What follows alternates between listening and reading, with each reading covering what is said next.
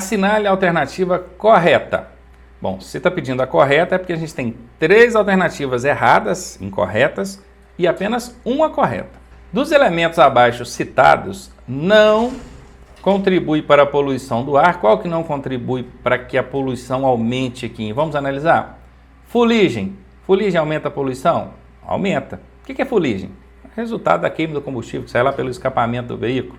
A fuligem aumenta a poluição? Sim, aumenta. A questão que eu estou querendo saber qual que não aumenta. Então essa aqui está fora, ela aumenta. Queimadas aumentam a poluição? Claro, gente. Qualquer criança conseguiria responder que sim. Queimadas vão gerar ali dióxido de carbono e vai aumentar a poluição. Está fora também porque a questão está querendo saber qual que não contribui, qual que não ajuda a aumentar a poluição. Monóxido de carbono. De monóxido de carbono, falei em questões passadas aí. É quando acontece a queima incompleta de combustível, um veículo fechado, preso dentro de uma garagem com o motor funcionando. Ele queima, mas não queima por completo, por falta de oxigênio, ambiente fechado. Inclusive o monóxido de carbono, para quem ainda não viu, é um gás imperceptível, você não consegue ver, igual a fumaça você vê. Você não consegue sentir o cheiro, fumaça você sente o cheiro. Você não consegue sentir sabor, ele é imperceptível, inodoro, insípido e invisível. E não, nem o cheiro, nem sabor, nem visão, não consegue ver nada dele. E ele mata, o tal do monóxido de carbono mata mesmo. Presta atenção nisso, hein? Cai direto em prova. Questões relacionadas diretamente a esse termo aqui, monóxido de carbono. O monóxido de carbono aumenta sim a poluição, não é essa a resposta. O único aqui que não contribui para aumentar a poluição é o vapor d'água. O vapor d'água aumenta a poluição? Claro que não. Isso acontece naturalmente, né? Os próprios rios, lagos, tá evaporando a água o tempo todo ali e isso não é fator que contribui para o aumento da poluição. Bom, antes de dar a resposta, eu quero te avisar que eu criei um treinamento com todas essas armadilhas e pegadinhas, essas covardias que o Detran faz em prova. Se você quiser conhecer, eu vou deixar o link aqui na descrição e também nos comentários, fixados no topo. Confere lá.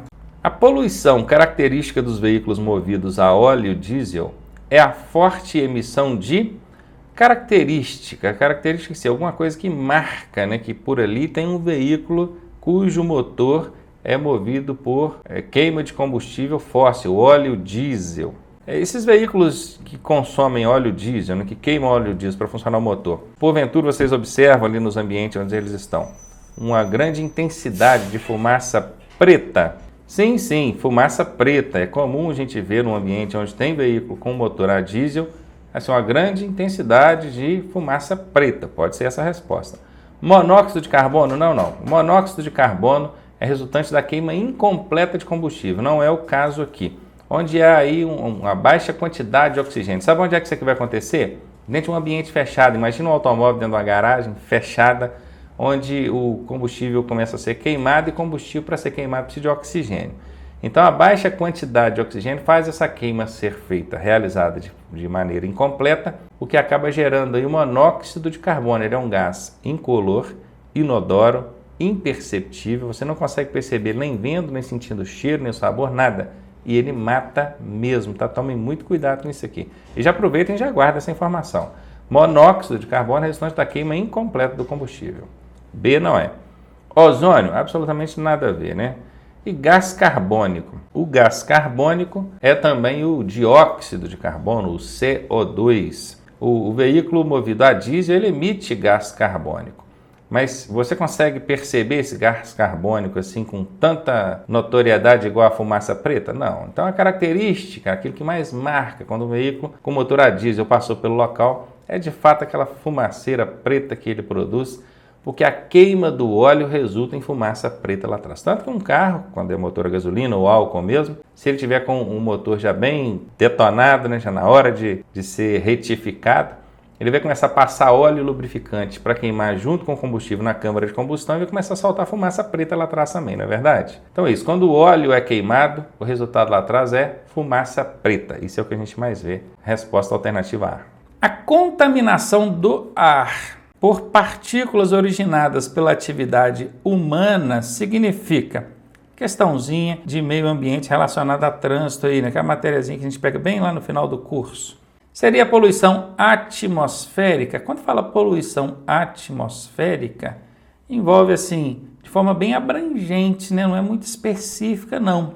Se é de forma abrangente, ainda que subjetivamente, pode ser essa a resposta. Poluição sonora? Não, a poluição do ar não tem relação direta sobre poluição sonora. B está fora. Contaminação do ar por meio de transporte. Olha, a contaminação do ar por partículas originada pela atividade humana significa meio de transporte? Não, não significa meio de transporte, não. E nem podemos considerar meio de transporte, ainda que imaginássemos, né, que caberia, porque uma bicicleta, por exemplo, é um meio de transporte, ela não polui. Então, a letra C está fora. Ocorrência de fenômenos naturais. Não é naturalmente que vai acontecer essa poluição, não. Aqui está dizendo atividade humana, não é ocorrência natural, não. Então, D também está fora. Analisando assim de forma lógica, óbvia a questão, a gente consegue chegar à resposta. Nesse caso aqui, alternativa A. Se você tem alguma dúvida, aproveite e deixe o comentário aqui embaixo do vídeo para a gente estar te ajudando. Diante de uma vítima de acidente de trânsito, né? Vítima de trânsito, coitada, já está sendo vítima do trânsito, não é nem do acidente, mas diante de uma vítima de acidente de trânsito, devemos priorizar a verificação de sangramento abundante. Bom, aí existe uma ordem, uma hierarquia. O sangramento abundante, que é a hemorragia, é uma das coisas que a gente precisa verificar primeiramente. Mas vamos ver aqui se não tem nas alternativas nenhuma outra situação que entre antes da hemorragia, do sangramento, né? Possíveis fraturas. Então, ó, fratura já vem, a verificação de fratura vem depois do sangramento. Então, eu colocaria aqui, ó, primeiro sangramento, depois fraturas. Então, aqui já está fora, o B já perdeu para o A. Verificação dos sinais vitais como respiração, pulso e pressão arterial. Claro, os sinais vitais, se a vítima está respirando, se ela está pulsando, ou até mesmo se você tiver como verificar aqui a pressão arterial, é ótimo, é excelente. Inclusive é o que acontece com qualquer pessoa quando chega num pronto atendimento, não é verdade? Você chegou num hospital, qualquer tipo de pronto atendimento. O que a pessoa que está ali faz primeiro? É verificar os seus sinais vitais, e vai lá, confere ali o seu pulso, respiração, temperatura corporal, né? Coloca o termômetro e tal.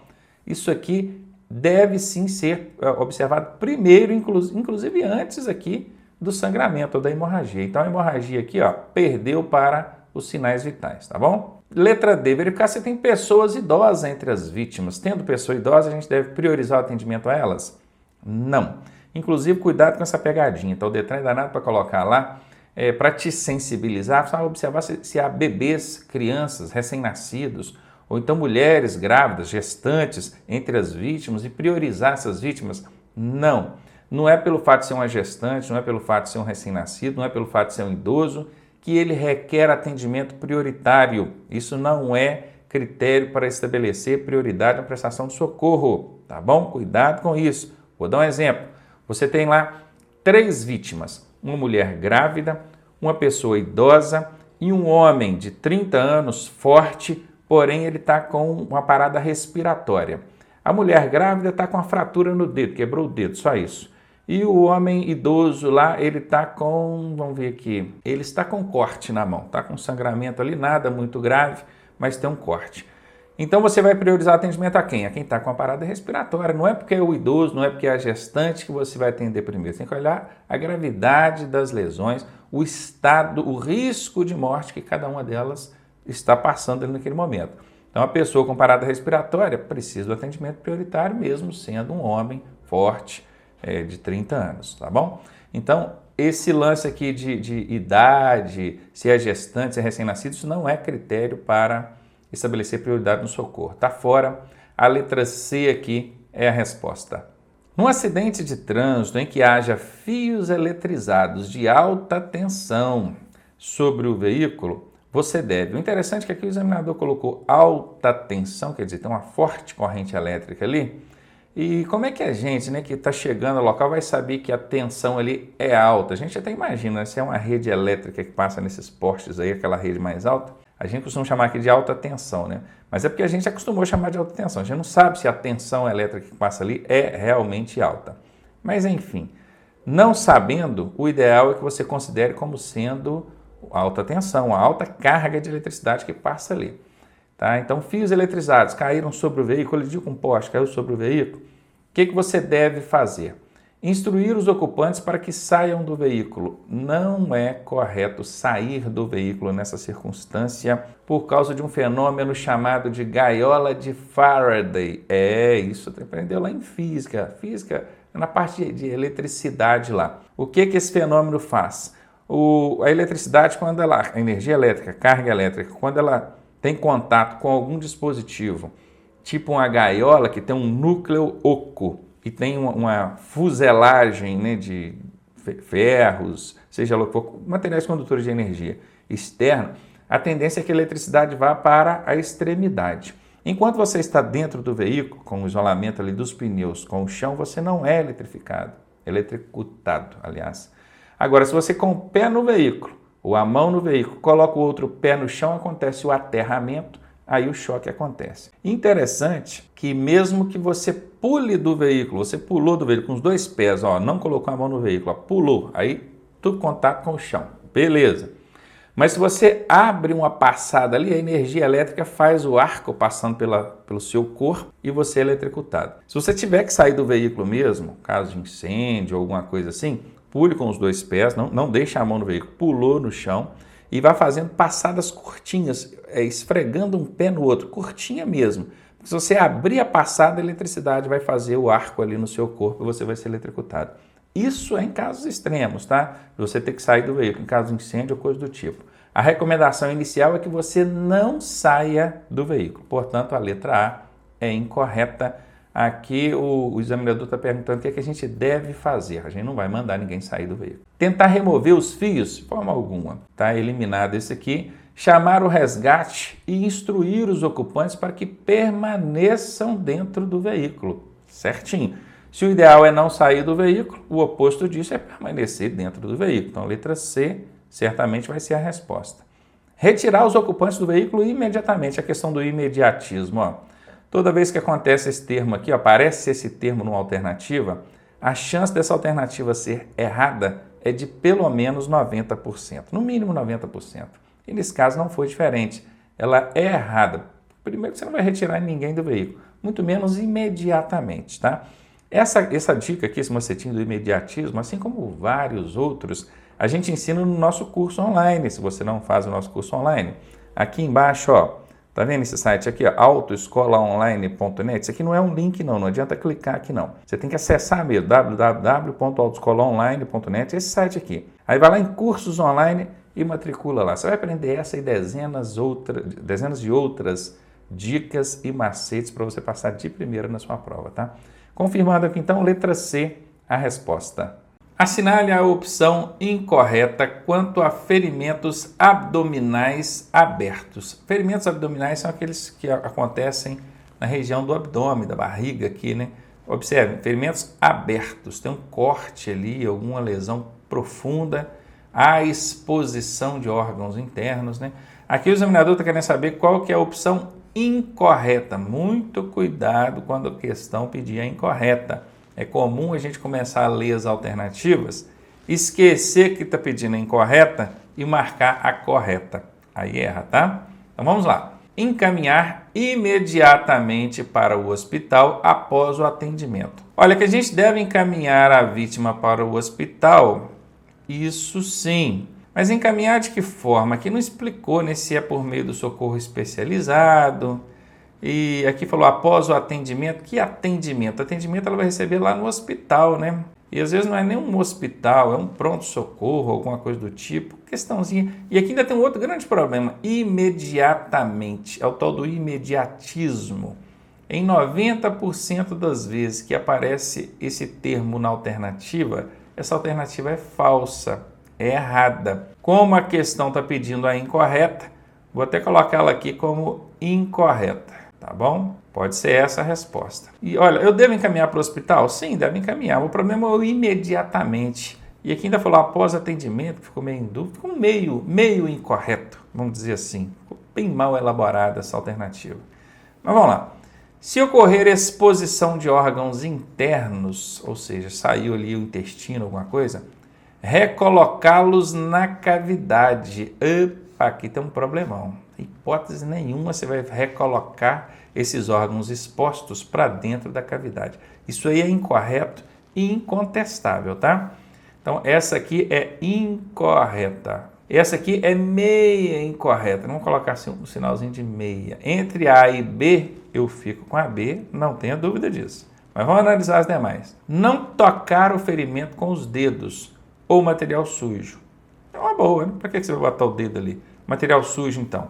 Essa aqui é verdadeira, como a questão está pedindo é incorreta, essa eu já elimino. Cobrir com compressas úmidas. Compressa é pano limpo. Úmidas, o órgão exposto ou os órgãos impostos. Sim, também é uma boa, porque os órgãos internos eles ficam umedecidos dentro da cavidade abdominal. No momento que ele se expõe ali ao ar, ele tende a ressecar e ressecando há uma grande possibilidade de perda desse órgão ou parte dele. Então, mantê-lo umedecido é uma boa. É verdade, como a questão que é incorreta, a letra D está eliminada. Aí eu volto lá naquelas duas, né?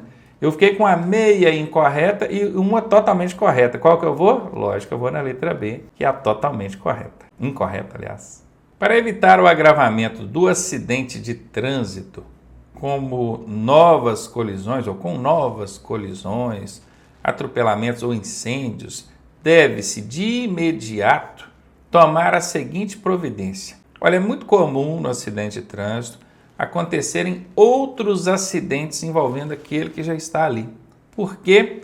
Porque quem chegou para prestar o socorro deixou de adotar a providência número 1, que é sinalizar o local. Então está aqui ó, na letra A para você, sinalizar o local. Mas vamos ver as outras alternativas. Retirar a vítima do veículo, você não vai retirar a vítima do veículo. Retirar o veículo do local também não vai fazer isso. Verificar a situação das vítimas vai fazer, mas não em primeiro lugar. Isso não tem, verificar a situação das vítimas não tem relação direta com o evitar acidentes secundários. Então, letra D está fora, a resposta é letra A. Então, presta atenção. Chegou ao local do acidente? Primeira coisa, sinalizar o ambiente de forma que nenhum outro veículo que esteja se aproximando venha a ser surpreendido. Veja bem, é muito comum o pessoal sinalizar de maneira que quem chega ao local vê o acidente, aí vê a sinalização. A sinalização ela tem que ser colocada numa extensão tal qual que a pessoa que está se aproximando vê a sinalização e ainda não está vendo o acidente. Então ela tem que ser avisada antes de ver o acidente. Se ela viu o acidente, não adianta nada. Ontem mesmo eu estava realizando uma viagem, tinha lá um caminhão quebrado, pegando parte do acostamento e parte da pista. O cara colocou 3 cones assim, no espaçamento de 1 metro da traseira do caminhão. Era muito mais fácil você ver o caminhão do que os próprios cones, ou seja, a sinalização dele não adiantou de nada. Ele estava numa situação perigosa, estava dentro de uma curva, lugar perigoso. Aí eu vi a falta de noção da pessoa. Ela até pegou os cones, colocou, mas colocou em cima, não adiantou nada. A sinalização tem que ser numa distância tal qual quem está se aproximando ainda não viu o acidente. Ele vê a sinalização, opa, aí já fica alerta. Quando ele estampou lá na curva que ele viu o acidente, ele já estava sabendo que a sinalização já tinha avisado ele. Beleza? Marcada então, letra A para você. Como se prevenir contra incêndios? Realize manutenções preventivas periódicas nos sistemas de arrefecimento, alimentação de combustível e lubrificação e elétrico do veículo. Olha, manutenção é sempre bem-vinda. Nesse caso aqui, arrefecimento, alimentação, tudo bem. Manutenção periódica está ok. Certamente essa aqui serve como resposta. Evite adaptações ou improviso nas instalações desses sistemas. Também serve. Nunca se distraia com cigarro, alimento, celular, animais de estimação quando estiver ao volante. Aliás, você não pode nem fumar quando está dirigindo, né? Alimentar, nada disso. Celular, muito menos. Então, realmente, aqui a gente não deve. E então, letra C também serve como resposta. Como a gente não pode marcar as 3, a resposta aqui vai ser letra D. Dica para você, 80% das vezes, 80%, hein? Não é 100% não. 80% das vezes, na letra D, tiver escrito todas, essa será a resposta.